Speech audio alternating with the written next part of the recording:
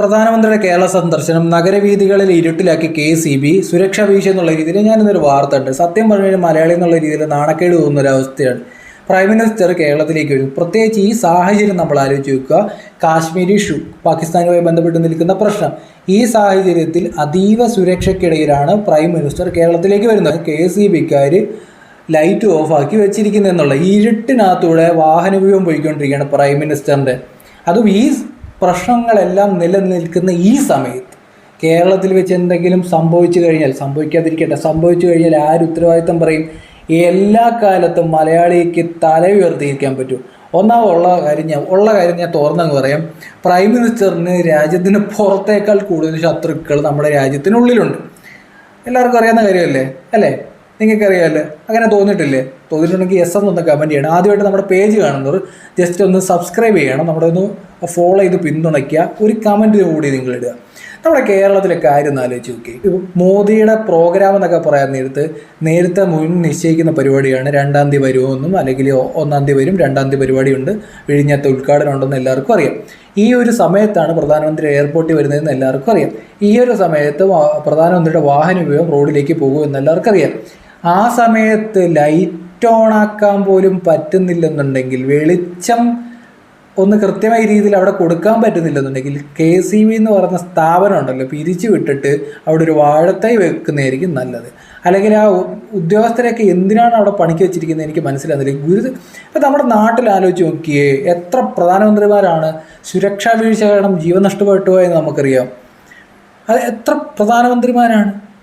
ആ ഒരു സമയത്ത് ഇന്ത്യയുടെ പ്രധാനമന്ത്രി വരുമ്പോൾ ലൈറ്റ് കത്തിക്കാൻ പറ്റുന്നില്ലെന്നുണ്ടെങ്കിൽ പിന്നെ എന്തിനായി ഡിപ്പാർട്ട്മെൻ്റ് എന്നുള്ള രീതിയിൽ ഇതൊക്കെ വെച്ചുകൊണ്ടിരിക്കുന്നത്? ഈ ഡിപ്പാർട്ട്മെൻ്റ് എന്നുള്ള രീതിയിൽ ഇതൊക്കെ വെച്ചുകൊണ്ട് ഒന്നാമത് എന്തെങ്കിലും ഇഷ്യൂ ഉണ്ടായി കഴിഞ്ഞാൽ കമൻറ്റ് ബോക്സ് വന്നിട്ട് വെളുപ്പിക്കുന്ന കുറേ ടീമുള്ള നാട്ടിലാണ് നമ്മളെല്ലാവരും ജീവിക്കുന്നത്. ഇപ്പോൾ പ്രൈം മിനിസ്റ്ററിൻ്റെ കാര്യം പറഞ്ഞപ്പോൾ ഞാൻ നേരത്തെ ഒരു വീഡിയോ ഇടണമെന്നൊക്കെ വിചാരിച്ചാണ്. ഈ മാസം 22-ാം തീയതിയാണ് കാശ്മീർ ഇഷ്യൂ ഉണ്ടായത്. അന്ന് തന്നെ പ്രധാനമന്ത്രി സൗദിയിൽ നിന്നും തിരിച്ചു വന്നിട്ടുണ്ടായിരുന്നു.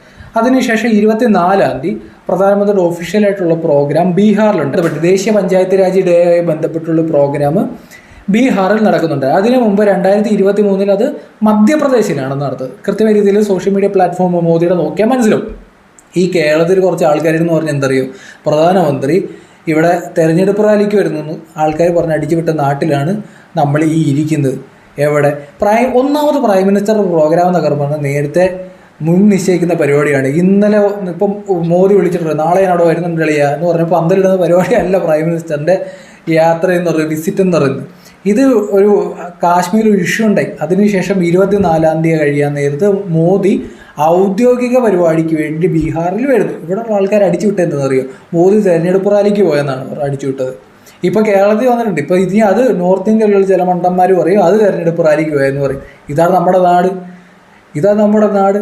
അതേസമയം ഞാനൊരു അന്നൊരു വീഡിയോ ഇട്ടിട്ടുണ്ടായിരുന്നു. നമ്മുടെ കേരളത്തിൻ്റെ മുഖ്യമന്ത്രിയുടെ പിണറായി വിജയനുടെ പാർട്ടി ഓഫീസിൻ്റെ ഉദ്ഘാടനവുമായി ബന്ധപ്പെട്ട്. അത് ഒരു കാശ്മീർ ഇഷ്യൂ ഉണ്ടായതിൻ്റെ 24 മണിക്കൂർ തികയുന്നതിന് മുമ്പ് മലയാളിയായിട്ടൊരു മനുഷ്യൻ അതിനിടയിൽ മരണപ്പെട്ടു പോയി. ആ മനുഷ്യൻ്റെ ബോഡിയിലെ ചൂട് മാറുന്നതിന് മുമ്പ് കേരളത്തിന് മുഖ്യമന്ത്രിയായിട്ട് പാർട്ടി ഓഫീസ് ഉദ്ഘാടനം ചെയ്തുകൊണ്ടിരിക്കുകയാണ്. കേരളത്തിലെ മന്ത്രിമാരും മുൻ മന്ത്രിമാരും നിലവിലെ മന്ത്രിമാരും MP-മാരും മുൻ ജനപ്രതിനിധിമാരും എല്ലാം കൂടെ വട്ടം ചുറ്റി നിന്ന് ഭയങ്കര സന്തോഷത്തോടെ റിബൺ മുറിക്കുന്നു.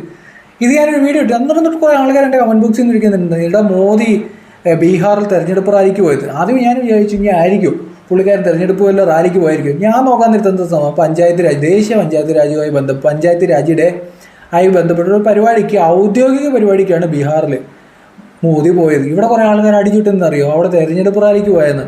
അമ്മാതിരി വിവരക്കേടുകൾക്കിടയിലാണ് നമ്മൾ ജീവിക്കുന്നത്. ഇതുപോലെ കുറേ ആൾക്കാർ ഇതുപോലെ കമൻറ്റ് ഇട്ടുകൊണ്ടിരിക്കുന്ന, അല്ലെങ്കിൽ കാശ്മീർ നടന്ന സംഭവത്തെ തന്നെ വെളുപ്പിക്കുന്ന ആ മീഡിയ വണ്ണിൻ്റെ കമൻറ്റ് ബോക്സ് നോക്കിയാൽ നിങ്ങൾക്ക് മനസ്സിലാവും എന്ത് വെളുപ്പീരാണെന്നറിയോ നടന്നത്. ഇതുപോലെ ആൾക്കാർക്കിടയിൽ പിന്നെ ഞാൻ ഇപ്പോഴും പറയുന്നില്ല, നേരത്തെ പറഞ്ഞുള്ള കാര്യമാണ്, മോദിക്ക് യഥാർത്ഥത്തിൽ ശത്രുക്കൾ കൂടുതൽ ഇന്ത്യക്കുള്ളിലാണ്. ആ ഒരു സാഹചര്യത്തിൽ കേരളത്തിൻ്റെ അവസ്ഥയൊക്കെ എപ്പോഴും നമുക്ക് എല്ലാവർക്കും അറിയാം എന്തൊക്കെയാണ് നമ്മുടെ നാട്ടിൽ നടന്നുകൊണ്ടിരിക്കുന്നത്. ഈ ഒരു സാഹചര്യത്തിലാണ് പ്രധാനമന്ത്രിയുടെ വാഹനവും ഇരുട്ടിനകത്തൂടെ പോയത്. സുരക്ഷാ വീഴ്ചയല്ലേ? അല്ലേ? നടപടി എടുക്കണ്ടേ? ഇത് എന്തുവാണ് ഇത്? ഒരു പ്രധാനമന്ത്രി പോകാൻ നേരത്ത് വെളിച്ചം കൊടുക്കാൻ പറ്റുന്നില്ലെങ്കിൽ പിന്നെ എന്തിനാ ഇവിടെ ഒരു ഡിപ്പാർട്ട്മെൻറ്റ്, ഇങ്ങനെ കുറേ ആൾക്കാർ, ഒരു കേരള ഗവൺമെൻറ് എന്തിനാ ഇവിടെ? ആദ്യമായിട്ട് പേജ് കാണുന്നത് ഫോളോ ചെയ്യുന്നവരും പരിഗണിക്കും.